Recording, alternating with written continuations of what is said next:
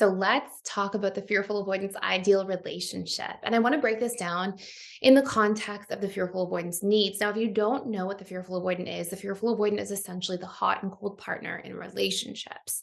They are the individual that tends to be very warm and very present and very available, but they can also get really cold feet around commitment and vulnerability and not wanting to be too open. So the deeper they tend to attach in relationships, the more they can be really hot and cold. And it can feel like you're kind of on a roller coaster as a fearful avoidant in relationships, or if you are with a fearful avoidant in relationships.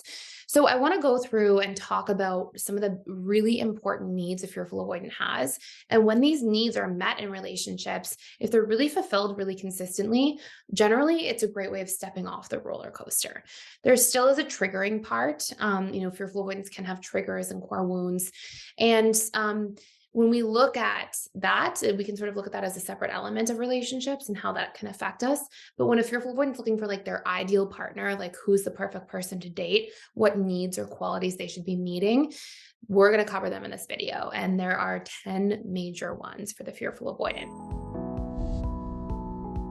So I'll actually share a screen here with you, a little slide.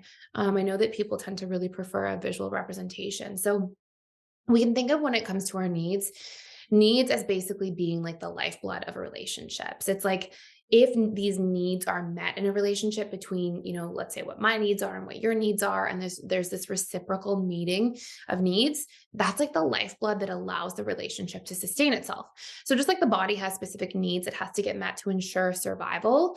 So does a person's personality and relationship. So a relationship to ensure survival has to have a reciprocity of specific needs being met. So the fearful avoidant or this hot and cold partner, they tend to have those different polarities of their personality. Now, this is actually taken from integrated attachment theory, which is a whole body of work that we published back in 2019, I think, all about the different attachment styles and how each of the major attachment styles has unique needs, unique core wounds, emotional patterns, behavioral patterns, communication patterns, and relationship to their boundaries. And becoming securely attached means targeting those 6 key things. Now, the fearful avoidant tends to, in relationships, want a lot of depth. That's need number one. If there's a lot of depth of connection, you go deep, you have deep conversations, you aren't, afraid to work on the relationship, do the work, show up, have, really interesting philosophical conversations sometimes, sort of all of those different things together. That's a massive need for fearful avoidance. Fearful avoidants are also very passionate people. They tend to want a lot of passion in their relationships. And this doesn't have to mean, the passion in the way that the fearful avoidant sometimes is used to getting it, which is the passion comes from the thrill of the ride, thrill of the roller coaster.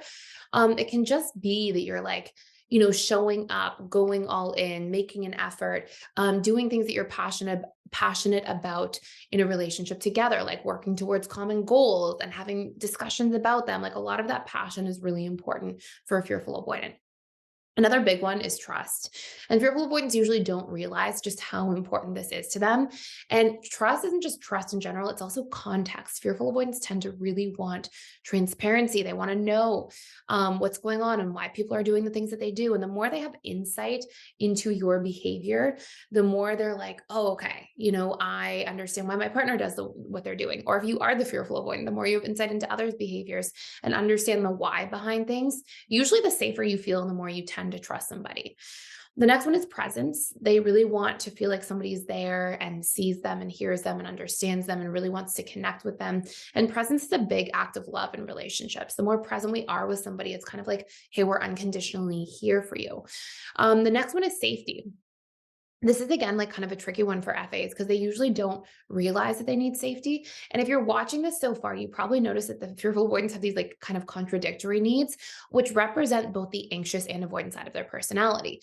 So if you look, they have this depth, the passion, the connection, and then they have safety, trust, presence, these sort of lighter needs. And it represents those 2 different polarities the fearful avoidant has. It's really interesting because when somebody's dating a fearful avoidant, you have to kind of be able to meet both sides of their needs, right? The part of them that really wants the safety and trust at a deeper level, but the part of them that you still need to have that passion and growth and novelty. So anyways, I'll sort of keep it moving here. By the way, actually, if you want to do a deep dive into the fearful avoidant attachment style and like their needs, their core wounds, do a huge understanding of it, we actually have a fearful avoidant attachment style reprogramming course you can check out for free for 14 days. It actually gives you access to our whole platform for 14 days, any course that you want to do a deep dive into. And we guarantee a breakthrough at the end of every single one of our courses, or we offer a full money back guarantee for anything, because we've had such tremendous results in terms of people's just relationships changing their trajectory. Like when you gain deep insight into your subconscious programs and what needs to be reconditioned, it will allow you to grow at a really rapid pace. And it's like if you're sick of feeling the same way for so long and going through the same motions over again in relationships over and over again and just kind of like getting the same outcomes, sometimes it just takes one crucial insight to change the entire path of how relationships work for you. So that's what our courses aim to do. We guarantee a breakthrough for every single one of our courses.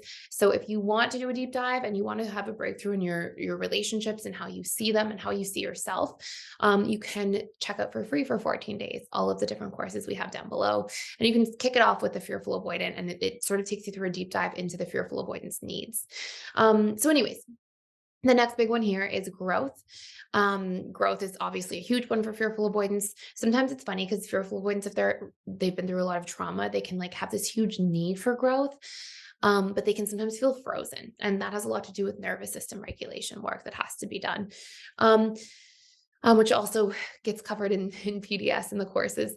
The next one is independence. Fearful ones want to have like that depth of connection, but they want to have the relationship to themselves too. And really what it means is like having time where they can pour into somebody and be poured into back and like have a lot of that like depth of connection, but also being able to have space to kind of do their own thing, explore and try different things and, just feel like they can maintain that relationship to themselves. And that also goes hand in hand with freedom and novelty. Now, a lot of people will be like, hey, how do you do both of those things in a relationship? Well, you can do freedom and novelty seeking things with a partner, right? While also having depth of connection. And then you can have like, sectioned off time for your independent time, right? If you are a fearful avoidant, like maybe Sunday mornings is just your time, you do your thing. And maybe you have a really great date night that's, very in depth, on one specific evening of the week, and you have your time sort of allocated to have time for you and your needs, but also have time to really deeply connect with your partner. So they don't have to be like one or the other. You can have both in your life, both sets of needs. Also, intimacy is really important. This kind of goes hand in hand with depth, like just emotional intimacy, like feeling really close, connected. Physical intimacy can be really important for fearful avoidance too. But even things like cuddling, physical affection, all of those dynamics around physical touch tend to be a pretty strong love language for a lot of fearful avoidance. And then last but not least, to feel wanted. And really wanted means like to feel important, to feel like you matter to your partner, to feel like somebody's appreciative to be with you.